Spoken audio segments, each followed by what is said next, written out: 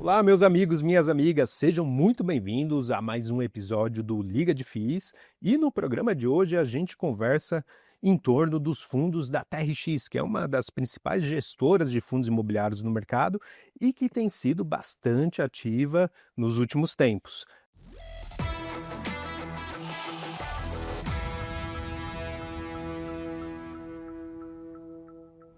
E para falar sobre essas movimentações, o racional por trás das últimas compras do TRXF, mas também falar do TRXY, a gente conta aqui nos nossos estúdios com a presença de Raul Lemos, gestor da TRX Investimentos. Raul, muito obrigado por aceitar nosso convite. Obrigado pelo espaço e estou à disposição aqui para qualquer dúvida.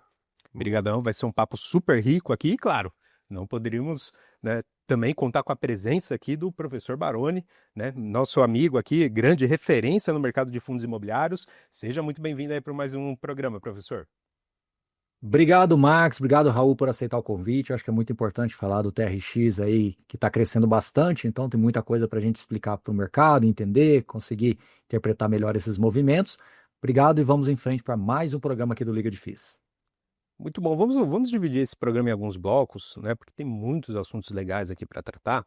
E nesse primeiro bloco, Raul, a gente queria, assim, pedir um apanhado, né, em relação à consolidação que foi feita recentemente, né, em termos de aquisição de novos imóveis, né, no TRXF, explicar um pouco como que está a estratégia do fundo, né, com essas grandes movimentações que foram feitas principalmente no final do ano passado, né, enfim, é um fundo de renda urbana, né, que já é um dos principais do mercado, disparados, um trabalho muito legal que vocês da TRX têm desenvolvido ali no ativo, né? Então, entender um pouco mais sobre essas últimas movimentações que, querendo ou não, né, por serem muito representativas, geraram muitas dúvidas para os investidores. E aí, para isso, né, a gente pode até seguir uma apresentação, pedir para produção compartilhar aqui também na tela, né, para o Raul explicar um pouco para a gente como que está o TRXF nessa nova fase, né, em que ele se encontra. O TRXF ele fez a maior emissão do mercado de fundos imobiliários, né, na 12ª emissão. Então,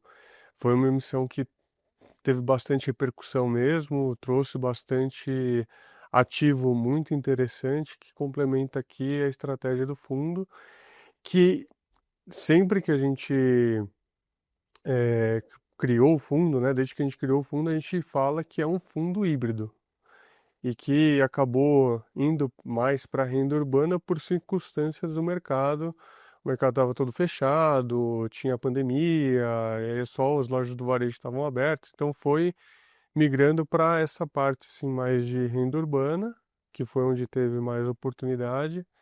E agora com essa 12ª emissão a gente trouxe muitos outros ativos que complementam essa estratégia e que torna de fato o fundo híbrido, né? Assim, a Uhum. gente basicamente dobrou o patrimônio em uma emissão e triplicou de um ano para o outro, né? Assim, de 2024 para 2025, final de 25, a gente triplicou o patrimônio do fundo que tinha começado com 2 bi. Uhum. Então, explicar um pouquinho antes aqui sobre a TRX, né? Assim, como que está dividida. Tem dois fundos na casa. Tem o TRXF11, que é esse fundo híbrido de tijolo e que agora está mais consolidado como um fundo híbrido, né? Que tem várias classes de ativos, shoppings, varejo, hospitais, educacional, agência bancária, tem de tudo. Ele virou um hedge fund de tijolo, né? Exatamente. Uhum. E a gente tem o hedge fund de papel, que é o TRXY11, que investe em fundos imobiliários, CRIs, permutas, ações do mercado imobiliário, enfim, e já tem aqui um histórico de um ano, um pouco mais de um ano aí, então dá para a gente também depois falar um pouquinho sobre o fundo. Perfeito. Sobre o TRXF, vamos lá, é um fundo que está com mais de 210 mil cotistas, é, chegou nos 6 bi e 300 agora de patrimônio. E vou passar um pouco rápido aqui nessa parte da apresentação para explicar como o fundo estava antes da emissão e como ele ficou após a 12ª emissão, né? Uhum. Então ficou com aproximadamente 7 bilhões de reais aí de patrimônio em ativos, né? Uhum. De ativos, sendo 6,3 bi de PL, né? Então tem ali uma alavancagem que foi bastante diluída, que antes estava com esse 1 bi de alavancagem era sobre 3 bilhões de patrimônio, hoje é sobre 6 bi 300. Então, a alavancagem, que era uma questão muito recorrente ali no TRXF, ela foi bastante diluída e a gente acredita que não deve passar muito disso, né? A gente tem outros ativos que a gente está olhando para aquisição, né? Já eh, mirando, né? Assim, um crescimento contínuo do fundo e diversificação, mas que a alavancagem a gente acha que está bastante confortável nesse patamar. E aí o fundo saiu de 74 ativos para um pouco mais de 100, 110, 112 ativos. E em termos de ABL também teve um crescimento muito expressivo, de mais de 60%.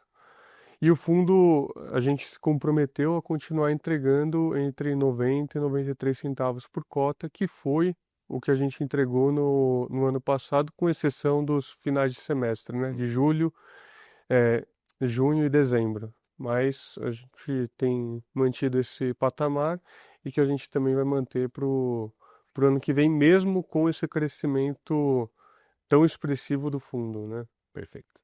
E aí, passar um pouquinho sobre os ativos, né? A gente tem aqui no segmento de saúde, dois hospitais que são emblemáticos para a gente. O primeiro que foi o Parque Global, né? O Hospital do Albert Einstein, no projeto do Parque Global, ali na Marginal, aqui em São Paulo, super bem localizado, uma construção nova e que está sendo finalizada para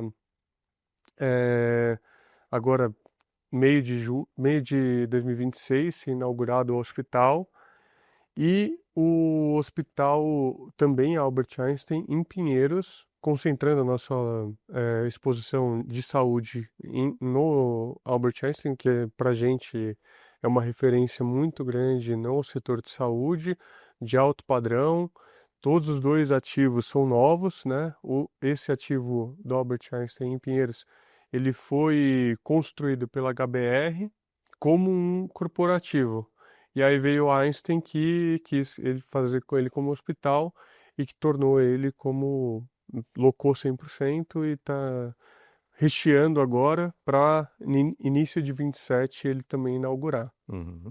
Então são dois ativos que para a gente é muito emblemáticos, são muito emblemáticos, são trophy assets aqui da TRX. A gente acredita que num futuro ele vai ter muito valor e vai conseguir entregar assim com uma potencial venda lá na frente, um pedaço do ativo, gerar um resultado muito interessante, Uhum. né?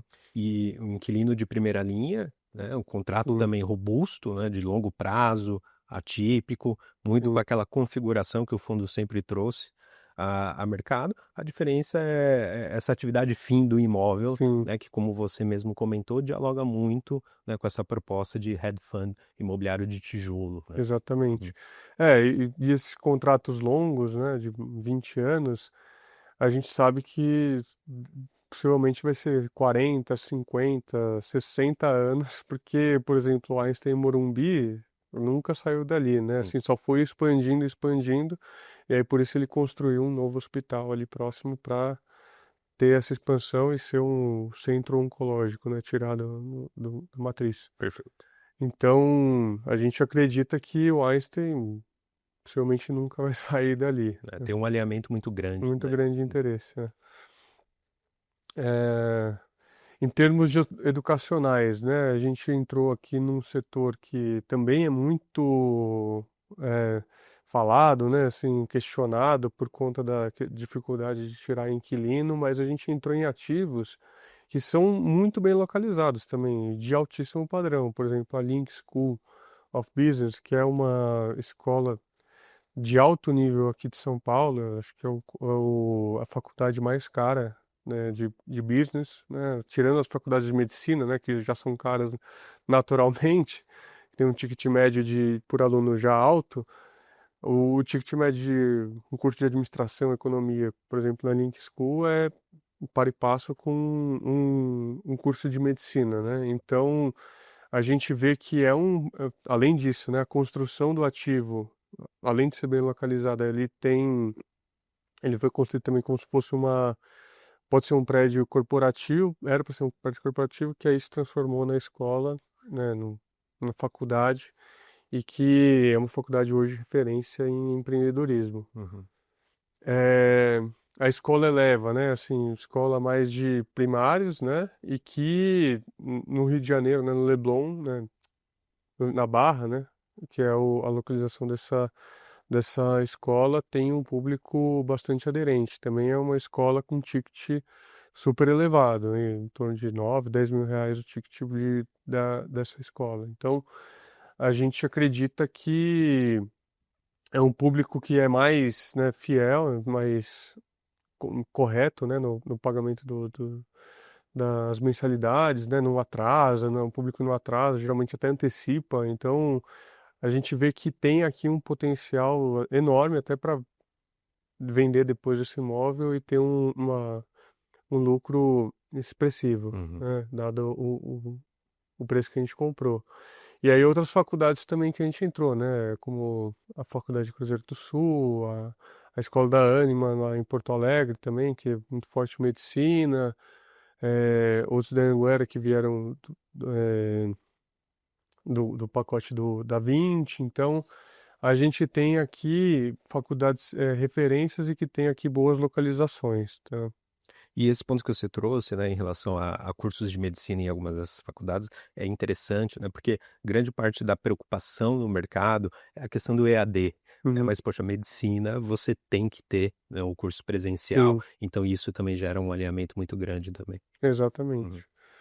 É, Em termos aqui também de shoppings, né? A gente trouxe aqui 3 shoppings, né? Basicamente, o São Luís, né? A gente tá também, é uma participação menor que a gente tem no shopping, mas que a gente vê como um ativo muito bem localizado, que tem já um NOI recorrente, uma gestão profissional da Vinci ali sobre o ativo.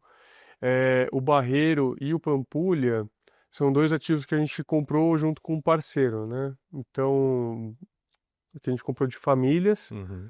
e que a gente trouxe no Pampulha, por exemplo, a Capitânia junto, né? 50%, 50%.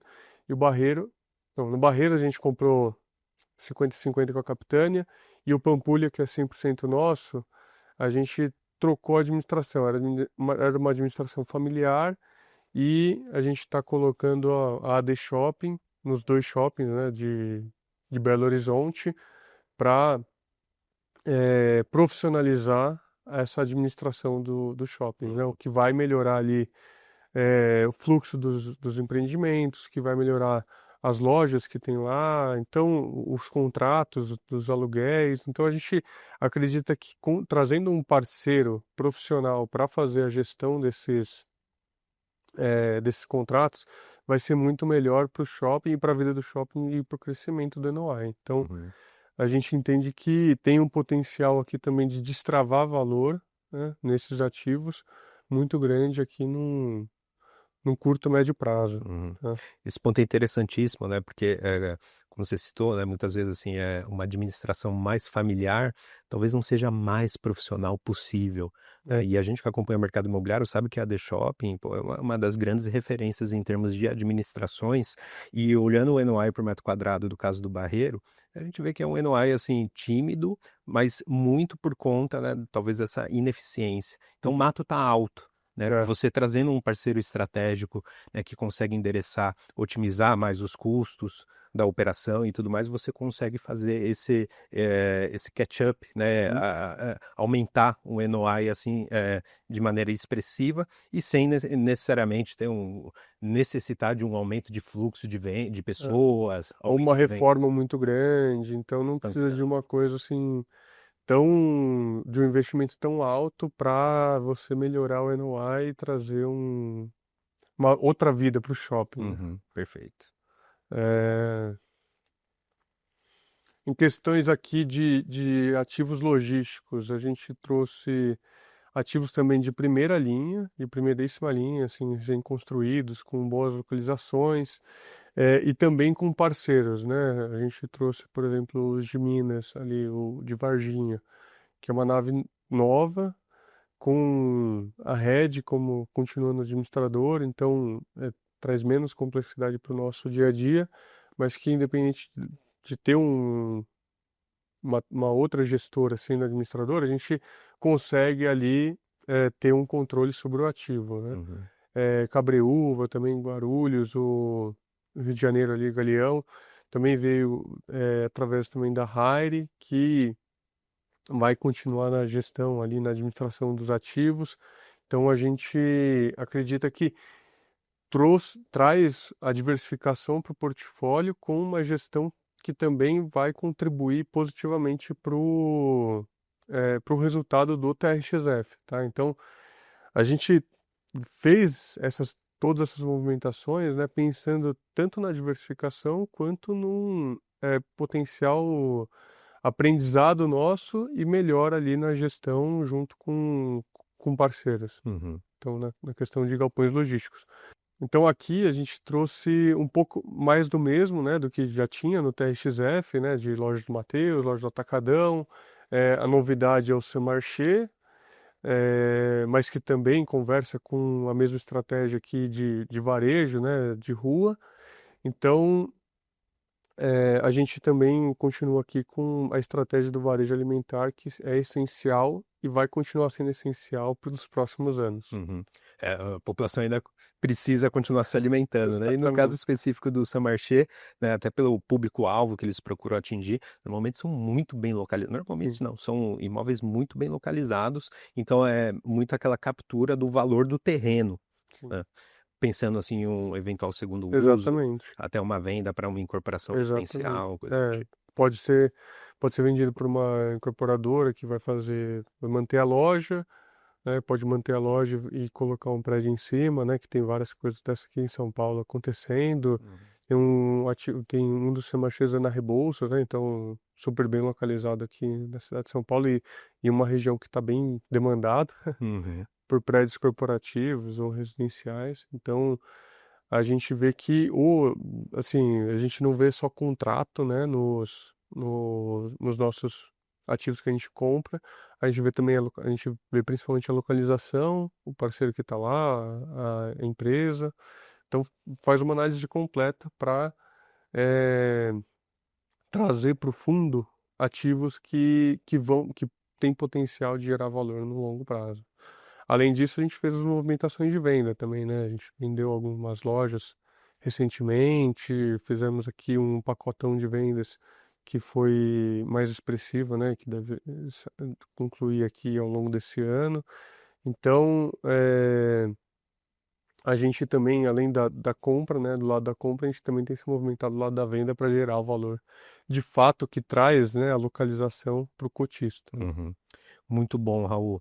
Professor Baroni, depois desse panorama aqui que o Raul nos trouxe, né, sobre essas últimas aquisições e o que a gente pode esperar aqui para o TRXF, eu queria deixá-lo aí à vontade também para opinar o que você achou dessas transações, né, e também, enfim, trazer dúvidas aqui para o Raul que possa ser do interesse aqui da nossa audiência. As agências bancárias, né, da Caixa Econômica Federal, que a gente comprou um pacote assim relativamente grande, né? São 14 agências bancárias, assim que a gente acredita também super bem localizadas. Tem uma no Rio Sul, tem na Fradique Coutinho aqui em São Paulo, tem na Barra Funda, tem também agências que são mais periféricas, mas que também são super importantes no papel social.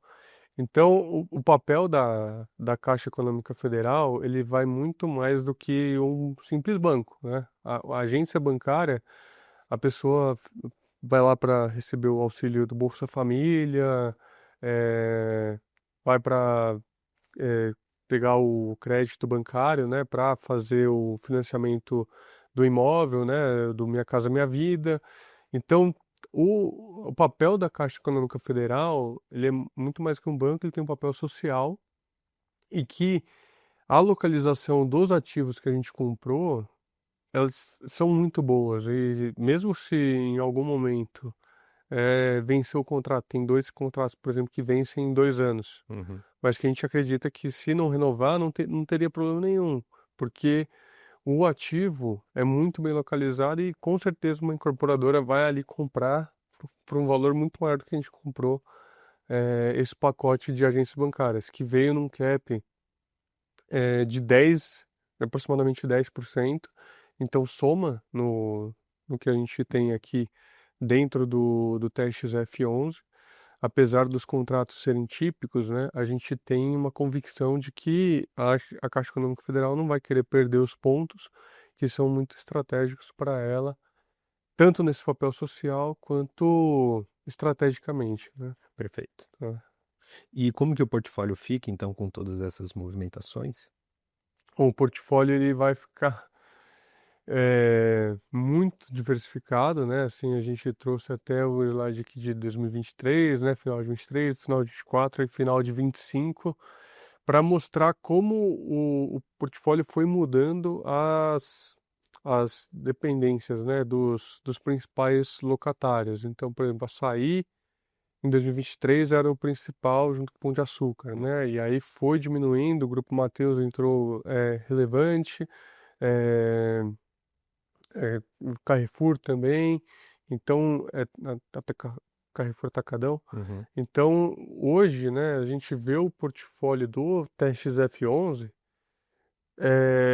muito diversificado, né, com uma diluição bem grande de risco e com teses muito sólidas, tanto para gerar um ganho de capital, seja na venda do ativo ou numa potencial permuta, né, para uma incorporadora, e depois a gente ficar com a loja, né, para locado para o mesmo inquilino. É, putz, tem diversas fontes ali que vão gerar valor para o nosso investidor, Uhum. né? Então a gente fica bem tranquilo aqui com, por exemplo, entrada no setor educacional, a consolidação no portfólio do Albert Einstein, dois ativos super bem localizados que vão gerar valor no longo prazo. eh, os galpões logísticos também, a gente tem aqui uma convicção bem grande, assim, até pelo momento de mercado, né? A gente teve até uma notícia recente de que vai faltar galpão, né, para a quantidade de demanda que vai ter aqui em 2026. Então, a gente está bem tranquilo nas caixinhas que a gente adquiriu e no portfólio consolidado que está o TRXF11 atualmente. Muito bom. Professor Baroni, depois desse panorama geral aqui que o Raul nos trouxe em relação ao momento atual do TRX, queria trazê-lo aqui para a nossa conversa, enfim, também colher um pouco da sua impressão em relação a essas aquisições, o que você achou, qual a sua análise em relação ao momento atual do TRXF e também qualquer dúvida aqui que possa ser do interesse da nossa audiência para o Raul nos responder. Sim. Bom, legal. Eu acho que o Raul conseguiu fazer um panorama muito bem feito, né? Afinal de contas, foram quase 50 aquisições, né? Então, vamos lá. Acho que do meu lado, o primeiro ponto que eu queria destacar é que, desde o início, o fundo tem um mandato híbrido, né? Então, ele nasce ali com logística, logo depois ele já vai para renda urbana, mas dentro desse contexto de varejo essencial, que foi um setor que assim, desempenhou muito bem na época da pandemia, né? Porque foram imóveis que não foram fechados, foram imóveis que, pelo contrário, eles passaram até a ser mais demandados, até pelo crescimento orgânico que a gente teve de alguns varejistas, abrindo lojas Brasil afora, penetrando nesse universo de atacarejo. Então, muita coisa aconteceu e o fundo se apropriou desse crescimento que a gente viu no Brasil. Então, agora, nestas últimas ofertas, a gente percebeu realmente uma maior pluralidade de setores. Obviamente, isso traz uma certa preocupação de alguns investidores, porque esses investidores inferem de alguma maneira de que a estratégia do fundo está mudando ou que mudou, quando na verdade ela está sendo resgatada, né? Ou seja, o plano original da TRX era realmente ter um fundo híbrido. Então, Após aí 5, 6 anos, é que efetivamente o fundo agora pode-se dizer que tem esse selo de um portfólio mais híbrido, né? Transitando entre diversos segmentos do mercado brasileiro. Por outro lado, a questão também de como que a gestora vai reagir a algumas teses, e isso é muito importante do Raul poder nos explicar aqui. Então, Raul, acho que você esclareceu muitos pontos, mas eu queria explorar alguns outros, falando um pouco mais agora do futuro, né? Como que vocês vão fazer a gestão deste portfólio? Afinal de contas, são mais de 100 imóveis, Brasil afora. Como é que vai ser o time da TRX a partir de agora, do ponto de vista de engenharia, do ponto de vista de gestão mesmo, do ponto de vista de contratos, porque o fundo ele tinha contratos atípicos de longo prazo. É, é mais difícil você estruturar um contrato atípico de longo prazo, mas depois de rodando, ele, ele é mais, não é dizer que é fácil, eu não estou querendo aqui minimizar, mas é mais tranquilo de você acompanhar. Agora não, você vai ter dinâmicas de decisões comerciais todos os meses, todas as semanas, alguém vai estar ali pedindo uma revisional, vai estar pedindo alguma carência, vai estar querendo reestruturar alguma coisa. Então, como é que vai ser essa dinâmica comercial da TRX a partir de agora? Como é que vai ser essa dinâmica de engenharia? Como que a TRX se preparou para sair de um fundo aí de 2 bi para um fundo de 6 bi em tão pouco tempo? Então, como é que está isso sendo tratado? Que é uma preocupação dos investidores, né? Você falou aí do setor bancário agora na sua apresentação, né? O setor bancário ele tem as suas características, são imóveis que exigem um acompanhamento muito maior com o locatário. Alguns dos contratos vencem pelos próximos aí 2 anos, 3 anos. Então, como é que tudo isso vai se desenrolar a partir deste novo momento do TRX F como fundo, mas principalmente da TRX como gestora? Boa. Excelente pergunta, né? Porque o fundo sair de 2 bi, né, para quase 6, aumenta bastante a complexidade aqui, mas a gente entende que o nosso time está preparado, a gente até abriu novas posições, ampliou o nosso time de engenharia, ampliou o nosso time de portfólio para ter esse acompanhamento mais de perto aqui com todos os inquilinos. A gente visita todos os imóveis pelo menos 2 vezes por ano. Então, para justamente entender se a manutenção está sendo feita, se está faltando alguma coisa para algum imóvel específico. Então, a gente tem visitado alguns imóveis até mais do que 2 vezes por ano. E a gente vai continuar com isso também, né? E aí, com o time que estava no início do ano passado, isso não seria possível. Por isso a gente ampliou, eh, quase que duplicou, né, a posição aqui de time de engenharia para ir visitando as obras e conseguindo trazer para o time de gestão toda a necessidade que tem de todos os imóveis, né? Dos contratos, eh, questões, às vezes tem de vazamento, tem, por exemplo, aquelas chuvas que aconteceram, de repente pode causar algum problema no imóvel, né? Por exemplo, a gente pegou o shopping lá de Barreiro, né? E aí caiu uma chuva muito grande 2 ou 3 semanas depois em Belo Horizonte. E aí o nosso time já estava lá também vendo o que estava acontecendo e tinha de fato caído uma parte do imóvel e aí,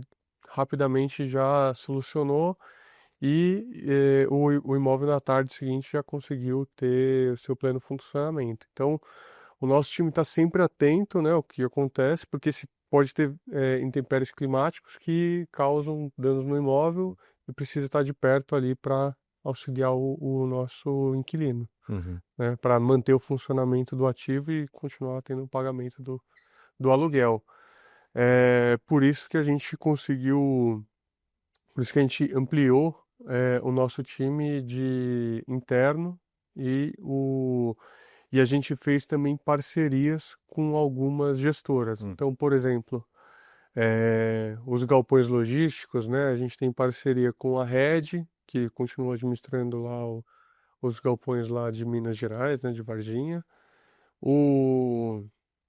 A gente fez a parceria com a Hire, que é uma gestora muito eh, conceituada, né? Aqui em São Paulo por ser um time ali bom de gestão de galpões e até edifícios corporativos. Então, a gente tem ali neles, né, a confiança de que os galpões ali de Galeão, Cabreúva, enfim, vão continuar tendo ali uma boa gestão dos contratos e manutenção dos aluguéis, né, e do ativo. Nos shoppings, né, a gente profissionalizou a gestão ali dos ativos com a contratação da AD Shopping, né, nos dois ativos que eram geridos por famílias. Então, a gente fez várias mudanças aqui, tanto em time interno quanto parcerias, para solucionar esse questionamento que poderia ter no mercado, né? A gente se prepara, né? A gente faz as aquisições, mas sempre com um passo atrás, a gente se prepara para poder, né, trazer esses imóveis para dentro. Fazer a diligência jurídica de contrato, tudo, né? Então tem todo um time aqui por trás que consegue trazer essa profissionalização aqui para o TRX-F11. Uhum. Professor Baroni. Legal, Raul, obrigado aí pela resposta. E aí eu já queria emendar justamente nessa segunda pergunta. Como é que fica agora a ponta de reciclagem do fundo? Algumas dessas aquisições me parece que foram feitas com uma cabeça um pouco mais tática, né? Ou seja, você pegar um imóvel que tem uma certa degradação, seja assim, do ativo em si, quanto da própria gestão, né, ali do imóvel, e que de repente você poderia passá-lo adiante por uma condição de preço melhor, extraindo esse ganho de capital futuramente. Então eu queria te ouvir agora nesse quesito, né? Ou seja, como que vocês vão traçar planos individuais, tamanha complexidade desses imóveis, né? Então você tem imóveis que poderiam ser dessas estratégias educacional, no bancário, no próprio shopping center. Essas, vamos chamar assim, de inteligências agregadas ao fundo são feitas por parceiros, mas também com time da própria TRX. Eu acho que eu queria entender isso um pouco melhor, que foi uma preocupação também das pessoas que são os cotistas do fundo, ou do mercado como um todo, né? De o quanto que a TRX continuaria ainda conseguindo fazer uma gestão ativa. Porque, reparem, né, que até o momento a gestão ativa da TRX vem funcionando, ou seja, vem conseguindo comprar imóveis e reciclando, fazendo algumas vendas, extraindo ganho de capital e preservando, até mesmo aumentando os rendimentos. Com o tamanho do fundo hoje, isso também fica mais complexo, porque às vezes uma venda isolada não vai dizer quase nada, né? Vai impactar 0, qualquer coisinha no rendimento. Para você realmente ter um resultado de verdade, você vai ter que ter uma reciclagem ativa, né? Uma gestão ativa em todos os aspectos, tanto de originação ativa quanto também de vendas ativas. Isso também faz parte desta, eu vou chamar de nova TRX no sentido de nova, no sentido de uma nova fase, né? Nesse novo momento agora do fundo. Não, perfeita a colocação, porque historicamente, né, a gente foi vendendo lojas picadas, né, assim, e foi muito uma venda que a gente costuma dizer lá dentro, né, como passiva, porque vinha de alguém que passava em frente à loja e, putz, gostei dessa loja, assim, ou dessa localização, quero comprar, e aí chama o corretor bate na gente e a gente vendia, né, ou fazia a negociação toda, né, acontecer, a diligência e tudo, para vender o ativo. E hoje, né, desde o finalzinho do ano passado, a gente também trouxe mais duas pessoas para fazer essa venda ativa, né? Então, montar ali pacotes ou provocar corretores para a gente conseguir ali vender por exemplo, que nem a gente fez a última venda, que foi uma venda ativa, né? Que a gente montou um pacote internamente e conseguiu fazer aquela venda para um grande banco ali de primeira linha para comprar aquele pacote de 6 lojas que a gente vendeu ali entre o Grupo Mateus e Açaí, né? Então, esse pacote de venda gerou um lucro expressivo para o TRX-F11 e que vai contribuir aqui para nessa linearização aqui do dividendo que a gente faz, que é super importante, né? A gente traz o recorrente mais o extraordinário que é o ganho de capital. Então, esse pacote que foi feita a venda, ele vai contribuir bastante para esse, pelo menos esse primeiro semestre, né? Uhum. É, além de que também contribui com alavancagem, né? Que algumas das dívidas também vão sair junto com os imóveis. Ainda assim, já tem um time trabalhando ativamente ali para vender novos imóveis, porque chega muita coisa para a gente também, né? Com toda essa movimentação que a gente fez ano passado, captando 4 bilhões de reais, continua chegando muitos ativos ali para a gente analisar também no lado da compra. Então, para casar, né, e conseguir conciliar tanto compra quanto potencial ativo para vender, né, tanto a venda quanto ativos que a gente potencialmente podem ser parte aqui do portfólio, a gente precisa desse fôlego, né, dessa gestão ativa e que de fato a gente vai mostrar aí pro investidor ao longo do ano, né, e dos próximos anos, não só desse ano, né, dos próximos também. Claro. E então, assim, o guidance de distribuição, né, nesse primeiro momento continua, né, Uhum. como já estava vigorando, mas a ideia é continuar com essa gestão ativa que vocês sempre foram muito reconhecidos, né, para definir próximos passos daqui em diante, enfim, ter sempre esse complemento, esse não recorrente que acaba sendo quase recorrente, né, por vocês. É, Uhum. porque a gente acaba, né, conseguindo ali, né, gerar lucros e gerar um resultado expressivo para a gente conseguir linearizar, né, esse resultado, né, ao longo do semestre e potencialmente no fim de semestre, né, até ter algum kicker que acabou também sendo recorrente, né, assim, nos últimos 2, 3 anos. Uhum. Professor Baroni, mais algum ponto aqui para a gente explorar com o Raul? Queria mais um ponto, sim, que é a questão desse mecanismo de troca de cotas, que é um mecanismo que veio para ficar. E, por outro lado, a gente tem percebido uma consequência desse mecanismo, que é um aumento expressivo da liquidez do fundo, isso não só do TRXF, mas outros fundos que fizeram esse movimento. Mas, por outro lado, uma pressão mais negativa no volume de vendas, né? Eu sei que, de novo, o investidor de longo prazo, ou de longuíssimo prazo, ou de perpetuidade, eles não deveriam se preocupar tanto com isso, mas é uma preocupação, e o meu trabalho aqui consiste justamente em trazer as preocupações do mercado, dos investidores, e levantar para o gestor. Eu sei que tem essas questões que acontecem naturalmente no mercado, né? O mercado tem essa livre negociação, mas a gente vem percebendo uma queda nas cotações em função desta pressão vendedora, ou aparente pressão vendedora. Os volumes estão muito elevados. E aí eu te pergunto, Raul, como é que fica isso olhando para o médio e longo prazo? Não longo, vai, para o médio prazo, porque você tem um fundo que faz uma oferta grande, tem uma quantidade significativa de cotas, aí existe uma pressão vendedora. E como é que seriam as novas emissões, né? Uma vez que vai ficando distante do valor patrimonial, vai ficando mais difícil de você fazer uma emissão, até mesmo por esse mecanismo de troca de cotas. Enfim, aí eu queria, se vocês já discutiram isso internamente, como é que vocês vão pensar em dosar isso? Porque a partir do momento que você ganha notícia dizendo que o fundo vem crescendo por um mecanismo de troca de cotas e o tipo de imóvel que o TRXF tem no seu portfólio me parece mais favorável para esse tipo de movimento, nesses ativos mais híbridos, né? Os segmentos híbridos, né? Ou seja, você pode trazer imóveis de diversos valores, portfólios de imóveis. Então isso ganha relevância no mercado e vocês viram vitrine de alguma maneira e começam a ser procurados por investidores imobiliários. Então fica naquela situação, chegam novos negócios, eu avalio, alguns deles são excelentes, mas se eu for fazer uma oferta agora, como é que fica a questão do preço no secundário? Será que acaba não ficando mais difícil ainda os investidores enxergarem valor? Porque qual que é a preocupação, e desculpa alongar na pergunta, a preocupação dos investidores, e é uma preocupação legítima de certa forma, é o quanto a moeda forte é o fundo e o quanto a moeda forte é o empreendedor que está integralizando os imóveis. E aqui eu me explico melhor. Hoje o TRXF é um fundo de 6 bi, 7 bi.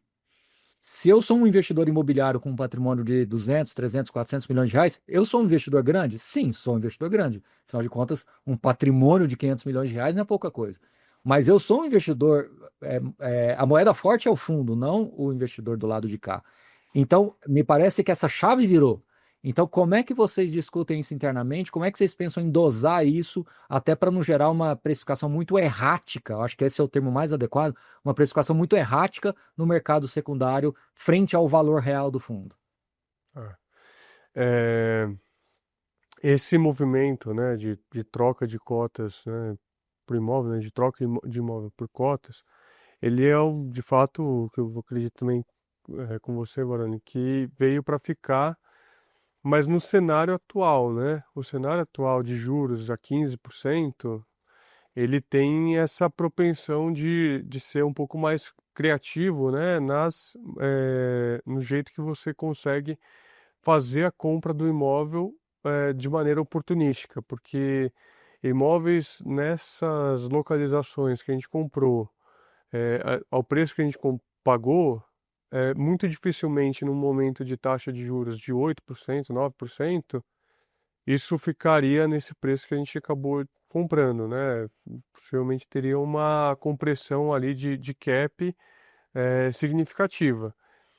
Então, eu acredito, Baroni, que tem uma questão aqui circunstancial, né, da gente nesse momento, né, ter muitas oportunidades de compra, né, assim, o ativo que o fundo, né, por ter bastante liquidez, ele ser uma moeda de troca interessante para o investidor. O investidor também vê esse valor, né, não só eh, de questão de liquidez, ele vê também tributariamente, né? Porque ele recebe o aluguel, tributa e recebe até menos aluguel do que ele recebe líquido aqui dos fundos imobiliários que ele vai, do TRXF, que ele vai ter, né? Além da diversificação, que acaba aumentando. Então, assim, tem muita coisa na conta que acaba gerando benefício tanto para o investidor, né? Que troca o seu imóvel por cota do fundo, quanto para a gente em termos de ativos bem localizados, tá? Então, eu vejo aqui essa moeda, sim, mas que tem essa circunstância da taxa de juros. Além disso, teve ali a questão tributária, né, que acabou incentivando várias famílias, né, a se desmobilizar, a trocar imóvel por cota de fato.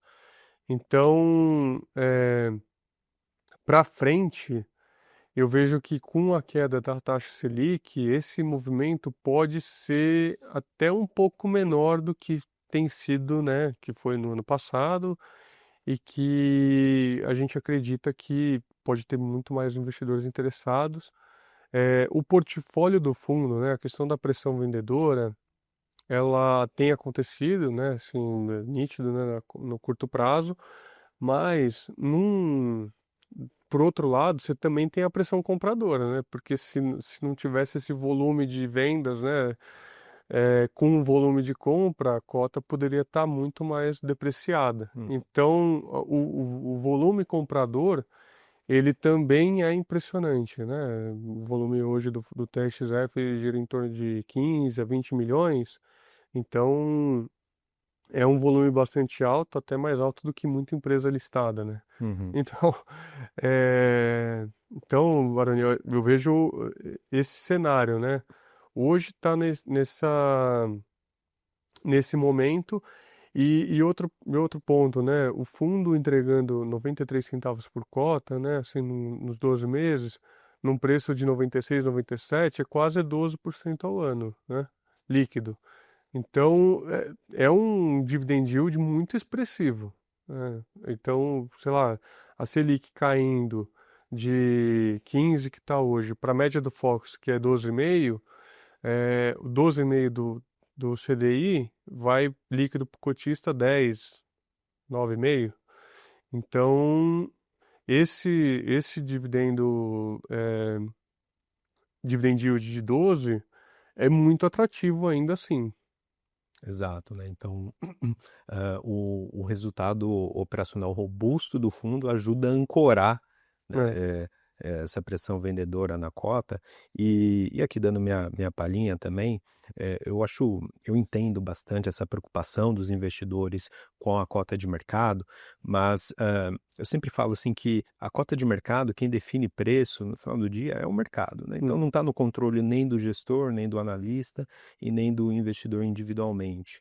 Eh, e aí o papel da gestão é primordial, assim, é olhar o patrimônio do fundo, né? Então garantir que esse patrimônio cresça de maneira sustentável, seja preservado, né? Então isso acaba sendo mais fundamental do que uma pressão vendedora mais de curto, médio prazo, que uhum. pode até abrir espaço, né, para oportunidades de compra, né, dado o fundamento preservado do fundo, né, atualmente. Acho que tem bastante disso, né? Não sei Uhum. se vocês compartilham também dessa visão. Sim, a gente compartilha. A gente acredita também que esse momento é exatamente o que a gente tem comentado, né? Além disso, né, a gente vê que o fundo, né, tem o patrimônio ali preservado, né, e tem o fundamento assim, do tijolo, mas além do tijolo tem ali o terreno que tem o valor, né, assim, a localização. Putz, eu acredito assim que para frente a gente deveria ver aqui uma valorização, apesar da pressão vendedora, né? Muitos dos vendedores trocadores, né, de imóveis por cotas, ele pode desfazer de uma parte da posição porque ele precisa de liquidez, mas a maior parte ele tem sido preservado, né? Porque de repente a renda do cara que estava naqueles imóveis agora está num fundo, mas que ele pode potencialmente diversificar mais à frente. E a gente briga tanto depois no pré-deal, né? De comprar, de fazer a troca de ativo por cota no preço, né? O cara, pô, ele fala assim, ah, o meu ativo vale 100 milhões de reais. A gente fez a conta, putz, não, vale, no momento atual da Selic, vale 90. E aí a gente vai brigando, chega no meio termo lá, sei lá, de 97, por exemplo.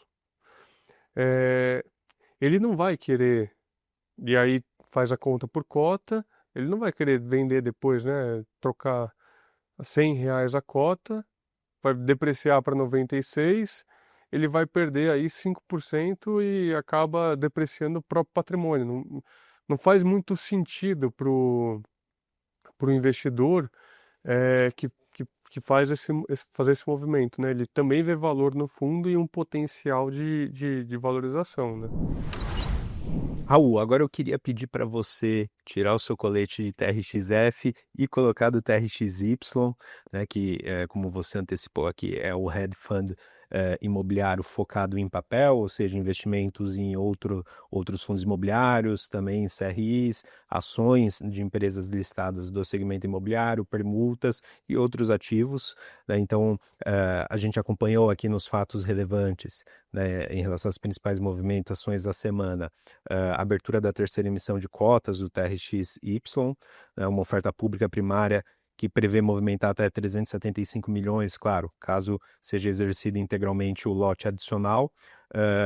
A oferta tem um preço de subscrição, né, no valor aqui de 9,32, ou seja, um custo de 0,21, um custo bem acessível, né, bem baixo em relação ao que a gente já viu sendo praticado aqui no mercado. E eu queria então que você explicasse, né, primeiro, qual que é a estratégia central então do TRXY, o que vocês estão enxergando para o fundo daqui adiante, né, e até pensando nesse plano pós-oferta.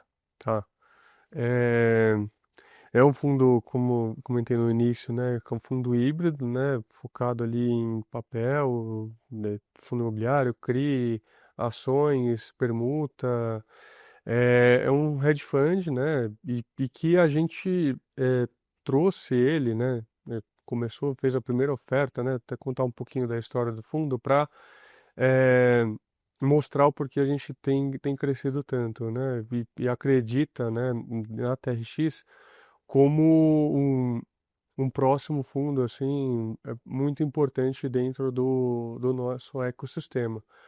É, o TRXY11 ele começou em outubro de 2024, outubro, novembro, foi a primeira emissão. A gente captou 36 milhões de reais, era realmente um mercado muito desafiador, onde os FIIs, né, entre setembro e dezembro de 2024 caiu 12 a 13% o IFIX. Então, foi um momento muito desafiador para a gente colocar o produto de pé, mas que foi um momento muito importante, né, para a gente ter dinheiro para fazer boas compras, que se provou, né, e foi muito feliz, né, ao longo de 2025, porque a gente tinha a ideia, né, nessa primeira emissão, de ter mais ou menos 50% em CRI, 50% em fundos imobiliários. E com a captação um pouco abaixo do que a gente esperava, a gente voltou todo o canhão, né, dado o momento de mercado e o cenário singular, a gente comprou quase que 90%, 95% em fundos imobiliários, porque estava tudo muito barato. E aí a gente foi reciclando esse portfólio ao longo do primeiro semestre, entregamos um resultado acima do que estava na nossa viabilidade, com ganho de capital, com receita recorrente também de fundos que estavam muito depreciados. E em agosto, né, julho, agosto do ano passado, a gente fez uma segunda emissão, trouxe o fundo para próximo de 150 milhões e aí a gente equilibrou de fato o portfólio, trazendo uma permuta de comprando terreno, né, e permutando para uma incorporadora para um futuro desenvolvimento que deve ser lançado agora em abril desse ano.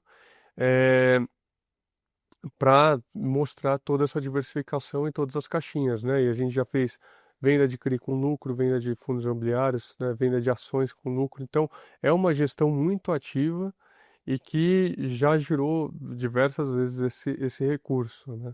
E aí a gente chega para essa terceira emissão buscando também crescer o volume de fundos imobiliários, o volume de CRI, com crédito ali né, assim, incorporadoras também de alto nível, né, assim, com uma parte dos CRIs ali em CDI, uma parte em IPCA, outros fundos imobiliários, tem uma parte relevante também em permutas. As permutas a gente vê um potencial retorno acima de 20% ao ano, né? Então, a gente faz as contas, né, assim, busca, pincela bem, né, as oportunidades para conseguir gerar esse resultado para o investidor. Então, por exemplo, essa permuta primeira que a gente fez é num terreno, são 3 terrenos no Jardins, né, no meio dos Jardins, uma localização muito especial com um projeto de altíssimo padrão. Aí essas outras que a gente está vendo, tem em Pinheiros,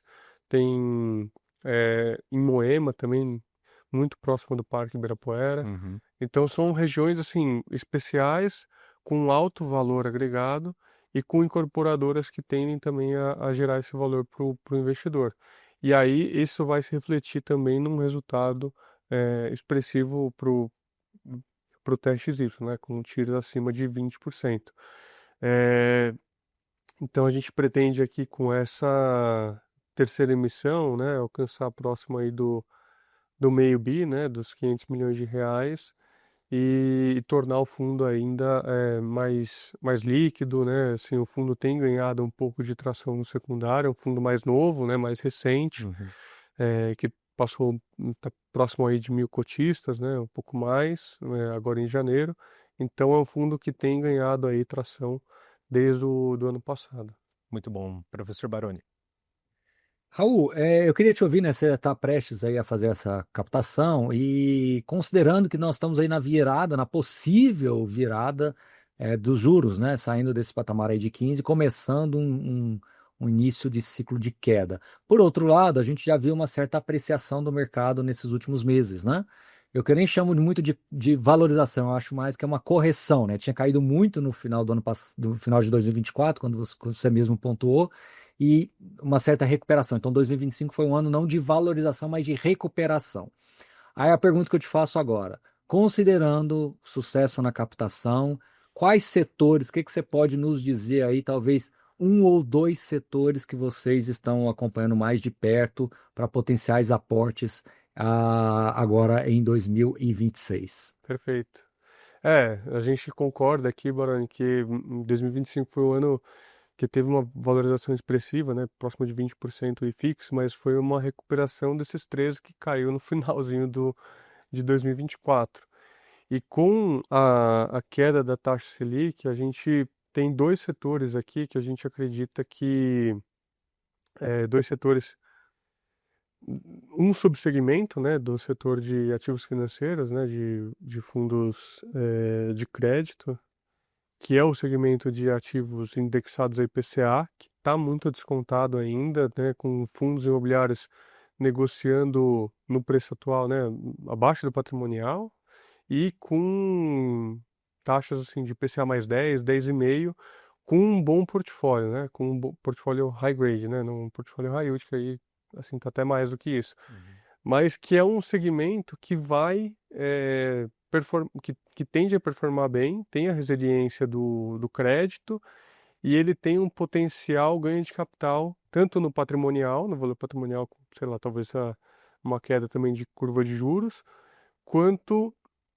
um potencial de valorização com as pessoas migrando de fundo CDI indo para IPCA, porque com o CDI caindo, se cair para 12 em meados do segundo semestre, 13 ou 12,5, o fundo que paga IPCA mais 10, ele já está entregando mais do que esse fundo CDI mais 1, 2, né? Uhum. Então, eu vejo que os fundos de ativos financeiros indexados ao IPCA, eles ainda estão muito atrativos, e os fundos de laje corporativa tem poucos, né, assim, que tem ativos bem localizados, mas os de shopping, a gente ainda acredita que tem um potencial muito grande de valorização, né? Tem muitos chegando próximo do valor patrimonial já, né? Já valorizaram bastante, mas tem um potencial do tijolo, né? Assim, os caps dos fundos de shoppings, eles giram em torno de 8, 7,5, né? Shoppings bons. E você compra ainda fundos imobiliários a cap de 10, 11. Então, eu acho que são dois setores aqui que tendem a ter uma performance muito positiva e tendem a performar bem aqui ao longo de 26 e 27. Uhum. Queria aproveitar esse gancho também para colher a sua percepção sobre as ações de empresas de shopping centers, né? Você, como esse mandato amplo no TRXY, tem a possibilidade tanto de investir em FIIs de shoppings, mas também olhar com carinho aí para essas empresas que, por vezes, né, negociam com descontos até mais expressivos e tal, mas também tem uma dinâmica de funcionamento diferente dos FIIs de shoppings. É você como gestor, né? O que você tem olhado, qual que você tem preferido assim em relação a esses dois ativos envolvendo shopping centers? Perfeito. Shoppings, a gente tem alguns ativos, alguns FIIs de shopping e a gente tem posição, por exemplo, em Allos, Uhum, né? A Allos, no finalzinho do ano passado, ela anunciou que vai aumentar a distribuição de dividendo, né? A distribuição ainda continua sendo trimestral, né? Mas mensal, mas anunciado trimestralmente. Mas é um dividend yield que hoje dá na casa de 1%, o dividendo que ela paga. uhum, Então, ela vai pagar em 2026 ao preço de hoje, R$ 28, R$ 28,50 que está na tela, é um dividend yield de 12% em 2026, que é muito atrativo, sendo uma empresa de shopping bem gerida, com excelentes shoppings, uma diversificação muito grande no Brasil inteiro, e que tem um potencial, além do dividendo, né, da valorização da ação.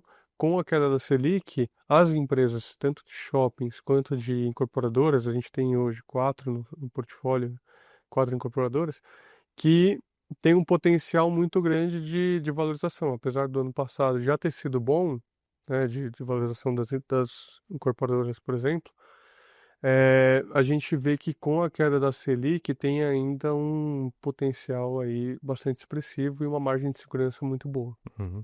Professor Barão.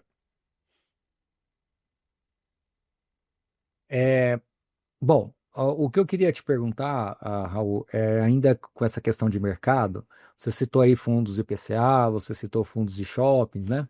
Mas uma outra questão que eu queria te ouvir é como é que você está avaliando, assim, estratégias, vamos falar assim, eu não vou chamar de táticas, mas algumas estratégias um pouco mais ousadas, a gente está vendo muito movimento de consolidação de fundos, alguns ativismos que acabam acontecendo, alguns gestores, inclusive, com essas características nas suas teses de investimentos.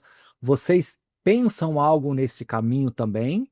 Ou não? A ideia é acessarem mais os fundos de mercado mesmo, aqueles mais tradicionais? Como é que você pensa isso? Ou tem um espaço na carteira para poder alcançar um pouco deste momento do mercado, por que não dizer dessa forma, né? Estamos vivendo uma janela de consolidações e alguns investidores, alguns gestores, principalmente aqueles mais capitalizados neste momento, podem embarcar em alguma tese dessa.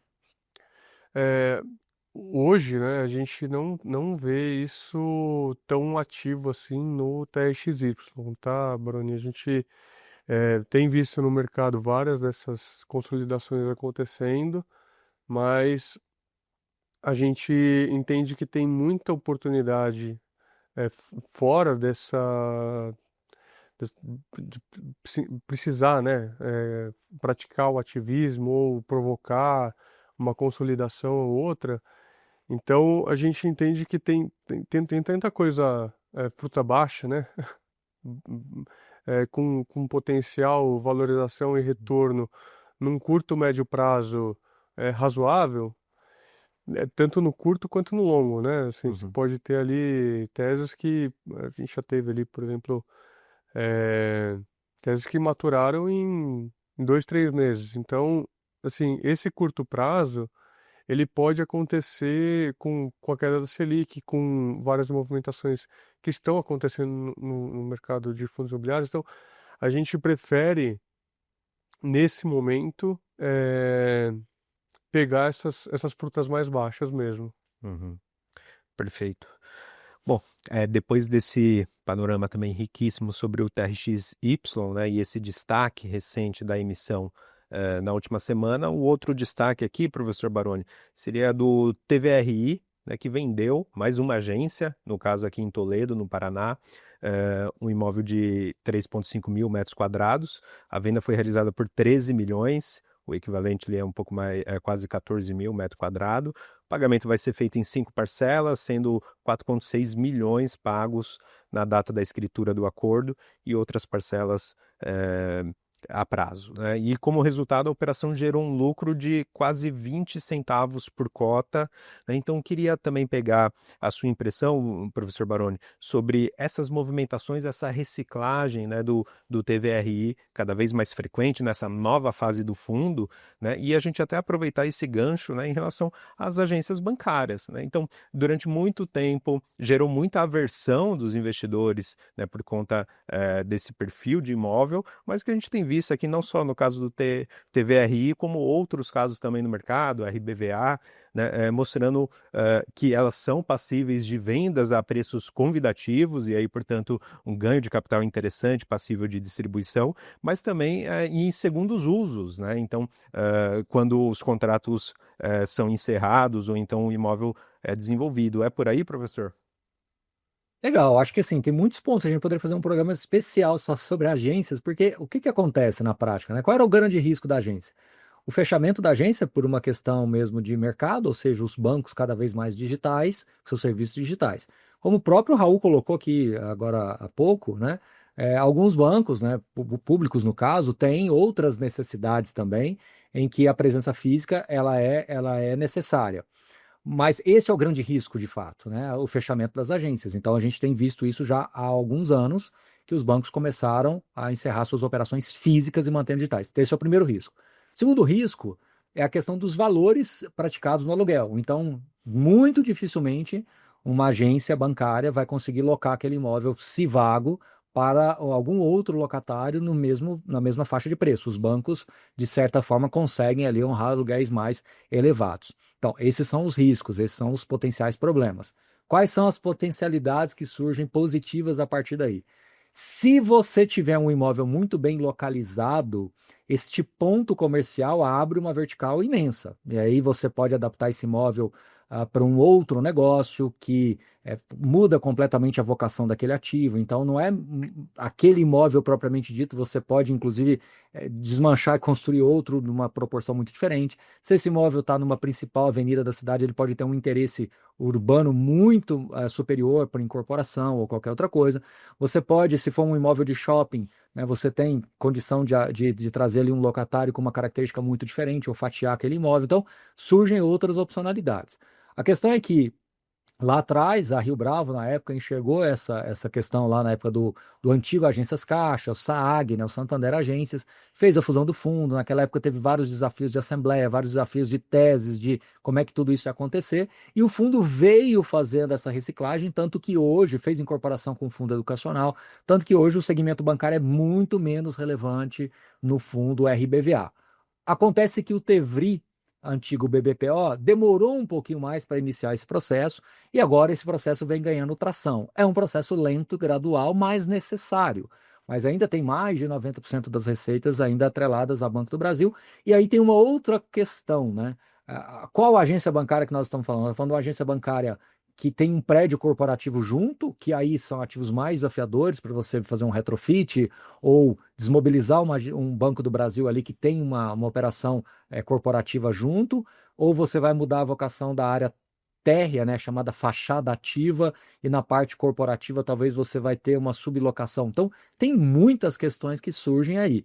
Esta venda deste imóvel é uma venda mais, vamos dizer assim, mais trivial, no sentido de que é um ativo urbano que pode ser adaptado, pode ser relocado, mas que a gestão optou por se desfazer, captura ganho de capital, reconhece ganho de capital, as vendas têm gerado muito ganho de capital, porque eles precisam não só deste ganho, como também de um fluxo de caixa, porque tem investimentos para serem feitos. Então, a gente não pode esquecer isso nunca, né? Então, se você tem lá 40 imóveis que podem ser readaptados, né? Vamos diminuir um pouquinho, nem todos eles, né? Tem 50 e poucos imóveis no fundo, vamos imaginar que metade, 25, 30 imóveis poderiam ser readaptados. Você precisa de um CAPEX muito relevante para fazer. Então, a venda dos imóveis é muito necessária, é fundamental para você fazer caixa, para que você possa recomprovar a sua tese de adaptação dos imóveis, para que você possa entrar num novo ciclo. Então, o Tevri está no caminho correto. Talvez o ritmo ficou um pouquinho letárgico, mas agora já começa a entrar num ritmo legal, coisa que o RBVA já rompeu esse ritmo, já é um fundo hoje muito mais remodelado do que era no passado, mas tem uma longa jornada pela frente. Então, acho que a gente tem que observar isso. E aí, sem querer, mas já voltar um pouquinho no caso do TRXF, acho que o TRXF, por estar com a Caixa Econômica Federal, tem uma presença física maior, é inevitável, mas também tem o risco da digitalização, só que alguns desses imóveis são mais fáceis de serem adaptados e o TRXF hoje é um fundo mais robusto, então ele teria caixa para essa adaptação. Afinal de contas, se eu não estiver enganado aqui nos números, nós estamos falando de 140, 150 milhões de reais num fundo de 6, 7 bi. Então, o fundo tem muito mais caixa para fazer adaptação. No caso do Tevri, é diferente, o fundo ele é essencialmente voltado para bancário. Ele tem algumas outras coisas, comprou uma loja de hortifruti, comprou uma loja da Unimed também, então tem ido para outros setores. Quando eu falo loja, no caso é um imóvel de rua, né? Comprou um imóvel de rua da Unimed também, então tem surgido outras questões, mas ainda tem um CAPEX futuro bem relevante aí pela frente, mas que aos poucos vai mostrando o caminho. E para finalizar, professor Baroni, o ALZR, também, né, popularmente conhecido como Alzirão, né, realizará a sua 8ª emissão de cotas. O fundo pretende captar em torno de 530 milhões, né, a um preço unitário de R$ 10,65, já inclusos os custos de distribuição. Professor, o que está no seu radar aí em relação a essa emissão do ALZR? Interessante, né? Eu acho que o ALZR foi o fundo que inaugurou essa hibridez, né, de portfólio, né? Eu acho que ele trouxe realmente, foi o primeiro fundo a trazer tamanha diversificação de setores. Existe uma preocupação com relação à exposição ao mercado corporativo. Eles têm no pipeline 2 aquisições corporativas, mas o resultado, o retrato final, é uma redução ali, salvo engano, de 30% para 20% do portfólio corporativo. Os imóveis logísticos ganhariam mais relevância, tanto, né, os logísticos, lembrando que ele tem uma parcela que é logístico refrigerado, mas quando você soma os dois, se torna aí o setor mais relevante do portfólio. Tem algumas questões também voltadas para a saúde, algumas questões de loja de rua de varejo, que é um pouquinho mais do mesmo que a gente tem visto aí dentro do próprio fundo, mas eu acho que a grande mensagem é que ele traz um guidance, salvo engano, de 0,084 para 2026, ou seja, né, voltando de novo aqui no TRXF, cada vez mais necessária a questão do guidance, um guidance assim, trimestral eu acho que hoje é o mínimo, semestral é muito bom, ideal até, e o anual seria o sonho, né? E eu acho que você vê dois fundos importantes, o TRXF falando de 90 a 93 para 2026 e o Alianza falando de 84 para 2026. Então, dois fundos importantes, híbridos, trazendo previsibilidade nos rendimentos, mais uma conquista do mercado como um todo, né? Eu sou um grande defensor da previsibilidade da renda, afinal de contas, o fundo imobiliário é um instrumento de renda, então quanto mais previsível, melhor. Até mesmo para fundos de papéis, eu tenho falado cada vez mais com os gestores para criar pelo menos uma banda ali de previsibilidade. Eu acho que isso é razoavelmente possível, mesmo que você tenha flutuação de inflação e juros, mas é razoavelmente possível. Então, eu acho que o Alianza, ele traz, então, mais, salvo engano, também 6 imóveis, quase 600 milhões potenciais de aquisição.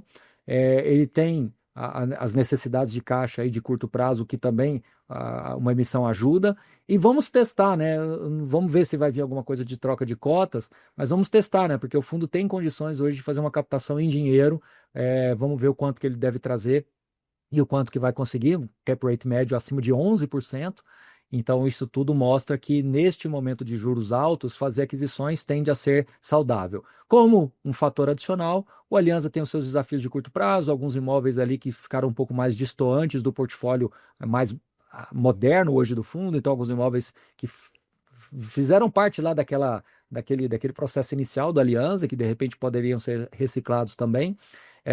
Alguns contratos que poderão vencer aí nos próximos anos, que também traz a luz aí dessa reciclagem também de locatários. Vamos ver como é que a gestão deve trazer essas informações. Então, acho que o Alianza entra num novo ciclo aí, bem preparado, bem híbrido, como eles gostam de trazer, e mostrando também que o mercado tem fundos temáticos de sucesso, mas também podem ter fundos híbridos também trazendo mais visibilidade para o mercado, né? E só para concluir, não vejo que o TRXF vai ficar muito diferente do que a Alianza. Então, cada vez mais corporativo, saúde, varejo, não tem ainda data center. Quem sabe a TRX inaugura esse setor também. Mas veja que não é muito difícil de você entender que o portfólio híbrido ele traz um pouco mais de segurança, né? O mercado, por exemplo, isoladamente corporativo, os fundos temáticos corporativos, quase todos eles, para não dizer todos, passaram pelos seus desafios e desafios complexos, né, que estão até hoje aí tentando se recuperar. Já esses fundos híbridos, historicamente, têm conseguido manter essa versatilidade no portfólio e fazendo movimentos anticíclicos. Enquanto um setor de corporativo vai ficando mais desafiador, você abre opções em renda urbana com melhor rendimento, o logístico com melhor índice de ocupação aí da história recente dos fundos imobiliários. Então, isso é muito importante para a gente fazer essas reflexões aí. E depois dessa reflexão valiosíssima, como sempre, do nosso querido professor Baroni, nosso Liga de FIIs de hoje se encerra por aqui. Raul, queria te agradecer muito pela conversa e por toda a transparência ao detalhar os movimentos recentes do TRXF, também trazer essa visão, né, do que a gente pode esperar para o TRXY, a proposta do fundo e o que pode esperar para daqui para frente. Então, muito obrigado mesmo pela disposição em participar do nosso programa. Muito obrigado a todos que assistiram. Até a próxima. E muito obrigado também a você, como sempre, professor Baroni. Obrigado, Marcos. Obrigado, Raul. Obrigado a todo o time técnico e até a semana que vem. E a você que nos acompanhou até aqui, obrigado também pela audiência. O Liga de FIIs já está começando 2026 com tudo e ainda tem muito conteúdo aqui pela frente. Aproveite para deixar o seu like, se inscrever no canal, ativar o sininho e, claro, compartilhar para aquele familiar ou amigo também interessado no universo de fundos imobiliários. Nos acompanhe também nas outras plataformas. O Liga de FIIs já está presente no Spotify.